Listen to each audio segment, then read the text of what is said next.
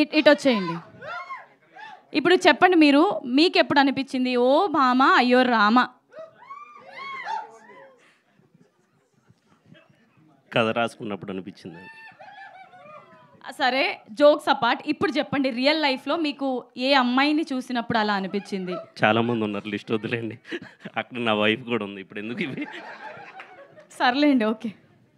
సరే, వైఫ్ని ఊహించుకొని చెప్పండి. అంటే ఎప్పుడైనా ఓ భామ అయ్యో రామ అని మీ వైఫ్ని అనుకుని ఉంటారు కదా, ఎలాంటి సిచ్యువేషన్లో అనుకున్నారు? రోజు అనుకుంటున్నారు? దీన్ని నాకంటే నా ఏడీస్ బాగా చెప్తారు, ఎందుకంటే వాళ్ళు డైలీ నా ఇంట్లోనే నాతో పాటు తినుకుంటూ నాతో పాటే ఉంటున్నారు, అందరికీ అన్నీ తెలుసు. ఒక్క సిచ్యువేషన్ ఏమైనా ఉంటే చెప్పండి ప్లీజ్, మా అందరి కోసం. రోజు ఉంటూనే ఉంటాయి. రోజు ఉంటుందా? సేమ్ ఆన్సరే చెప్పమని అంటున్నారు కదా ఇందాక మీరు చెప్పిందే. సర్లేండి, ఓకే.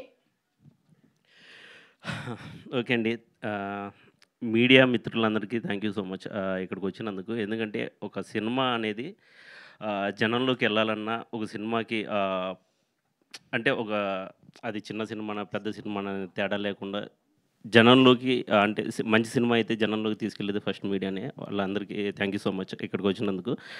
అండ్ సుహాస్ ఫ్యాన్స్ అందరికీ చాలా థ్యాంక్స్, ఎందుకంటే వాళ్ళు నన్ను టీజ్ చేస్తున్నారని నాకు తెలుసు, వెనకాల నుండి ప్లాన్ చేశాడు. సరే, థ్యాంక్ యూ. అండ్ ప్రతి ఒక్కరికి ఒక కళ ఉంటుంది, సినిమా తీయాలి, మంచి నా పేరు స్క్రీన్ మీద కనపడాలి అని.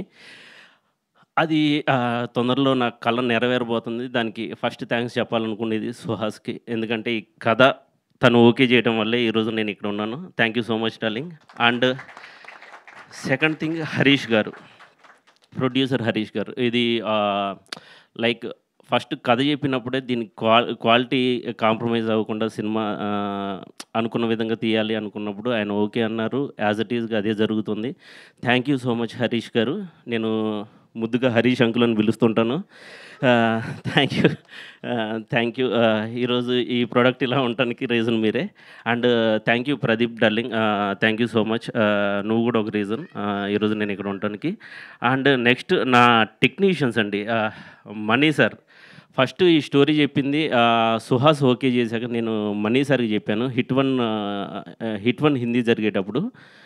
బట్ నాకు ఒక బ్యూటిఫుల్ లవ్ స్టోరీ తీస్తున్నాను సార్, నాకు ఒక కలర్ టోన్లో కావాలి అని చెప్పినప్పుడు ఆయన ఇమీడియట్గా ఓకే చేసి, ఆయన చాలా పెద్ద పెద్ద సినిమాలు చేస్తున్నారు, ఆ టైంలో కూడా ఈ సినిమా చేసినందుకు చాలా thank you so much money sir. And Radan, second thing, ఒక లవ్ స్టోరీకి మ్యూజిక్ అనేది చాలా ఇంపార్టెంట్. ఈ టైంలో ఎట్ ప్రజెంట్ ఒక సాంగ్ 2 సాంగ్స్ చాలా బాగుంటే సినిమాకి వెళ్ళిపోతున్నారు. నా సినిమాలో 6 సాంగ్స్ చాలా మంచి సాంగ్స్ ఇచ్చాడు రదన్ గారు, చాలా థ్యాంక్ యూ సో మచ్ అండి.